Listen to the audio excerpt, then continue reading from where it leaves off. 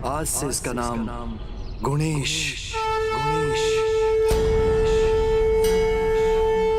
सर्वगुण संपन्न, गुणों का ईश, उसे मैं गुणेश का नाम देता हूँ, गुणेश का नाम देता हूँ, गुणेश का नाम देता हूँ।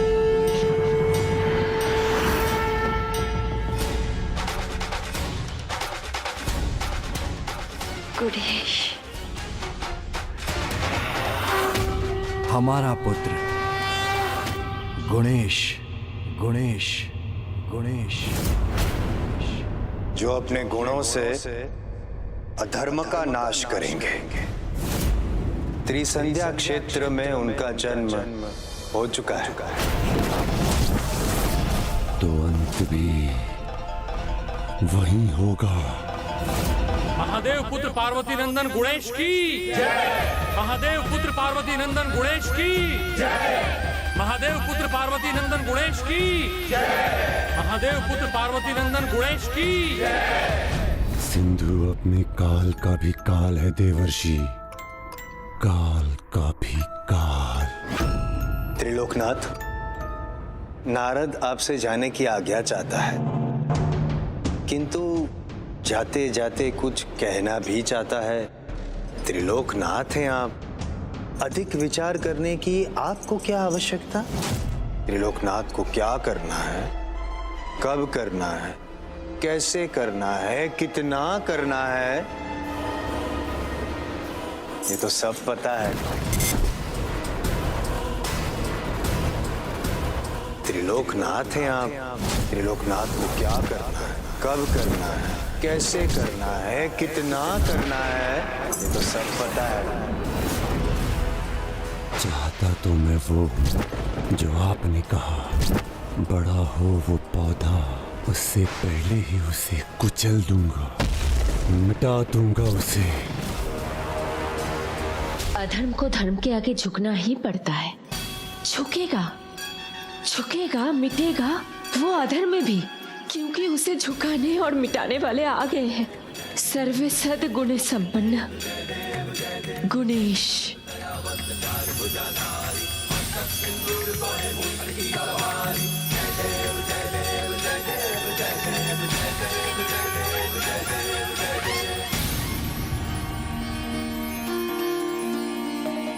मेरा पुत्र, दृष्टि हटती ही नहीं है तुम्हारे मुख से। मुख तो देखो, जैसे भोर की शीतल लालिमा दमक रही हो। भोला भी दिख रहा है और समझदार भी। मेरा गुणेश, पुत्र गुणेश, माता अहिल्या और गौतम ऋषि को जाकर प्रणाम करो। प्रणाम माता अहिल्या। पुत्र, माता से तो मिल लिए, अब हमें भी कृतार्थ कर दो। जाओ। प्रणाम गुरुदेव।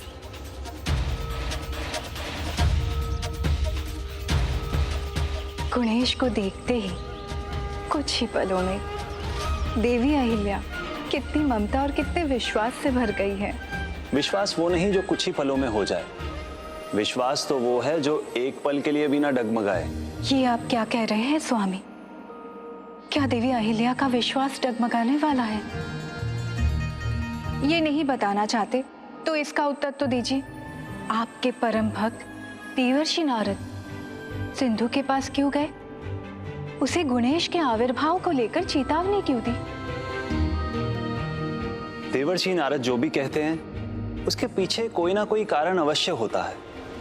उनके शब्दों में जगत का कल्याण ही छिपा होता है। और ये भी सत्य है, संसार में जो भी घटित होता है उसका कोई ना कोई निमित्त होता ही है।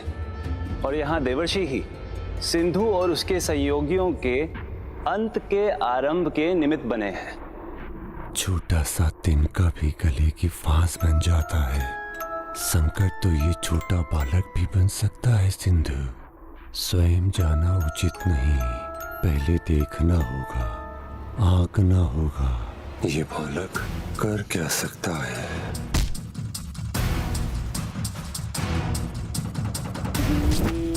बादसुर, कुशलासुर, उन्हें बुलाया था मैंने। कहाँ है दोनों?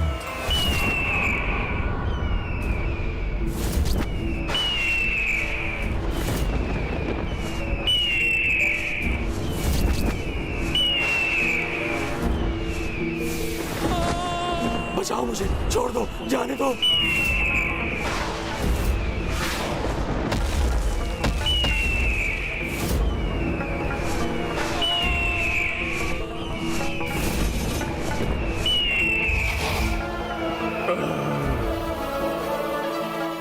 क्षमा क्षमा कीजिए, बहुत ऊंचे स्वर में चिल्ला रहा था तो मुझे लगा मैं इसे खा जाऊंगा तो ये शांत हो जाएगा और मेरा पेट भी शांत हो जाएगा। क्षमा करें, बाज असुर का प्रणाम स्वीकार करें। प्रभु त्रिलोकनाथ सिंधु। विष्टंती कुशलासुर कहाँ है?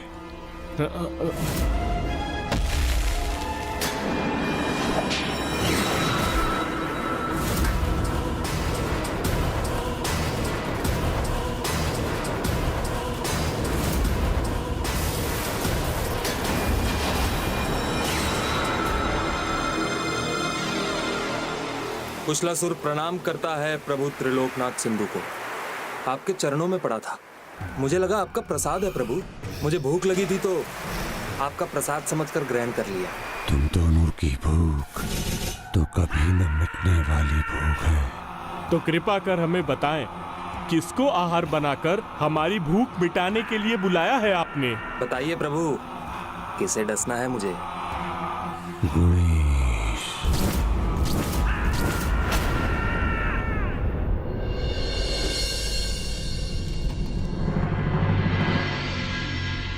पुत्र गुणेश, पुत्र गुणेश, पुत्र कहाँ हो तुम? कहाँ चला गया पुत्र गुणेश? माता क्या हुआ माता? क्या हुआ माता? पता नहीं मेरा पुत्र कहाँ चला गया है। अभी तो उसने आश्रम को ठीक से जाना भी नहीं है।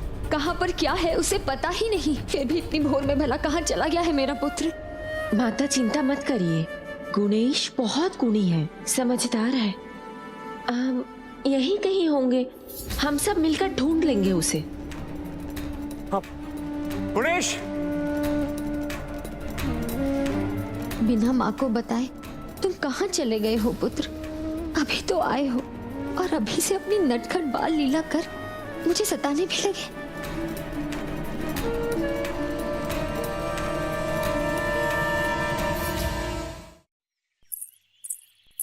पुत्र! नटखट लीलाधारी के गुण चाहती थी आप पुत्र में, फिर चिंता क्यों बहन? करने दीजिए उसे नटखट बाल लीला। पुत्र कहाँ हो पुत्र? आशा नहीं थी कि तुम इतने नटखट होगे। भ्राता परम कृष्ण, आपको ये देख देखकर प्रसन्नता हो रही होगी ना? और सब गुण तो ठीक है, तो आपके समान इतना नटखट होगा मेरा पुत्र, इसकी मैंने कल्पना भी नहीं की थी। मैंने पूछा था ना, मेरे ही जैसा पुत्र चाहिए? आपने कहा हाँ। और बहन, ये तो अभी आरंभ है उसकी बाल लीलाओं का। पुत्र, पुत्र अब सामने भी आ जाओ, इतना मत सताओ अपनी माँ को। माता। पुत्र,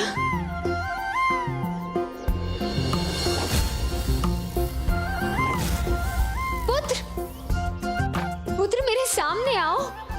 यहाँ, मैं तो यहाँ हूँ माता। मैं थक गई हूँ पुत्र, सामने आओ। कहाँ हो तुम? अब मैं तुम्हारे पीछे और नहीं भाग सकती। तुम्हारी माँ को और भी बहुत कुछ करना है। शीघ्र ही सामने आ जाओ, अन्यथा तुम्हारी माँ रो देगी। तुम्हारी माँ रोए तुम्हें अच्छा लगेगा? तो चलो शीघ्र बाहर आओ।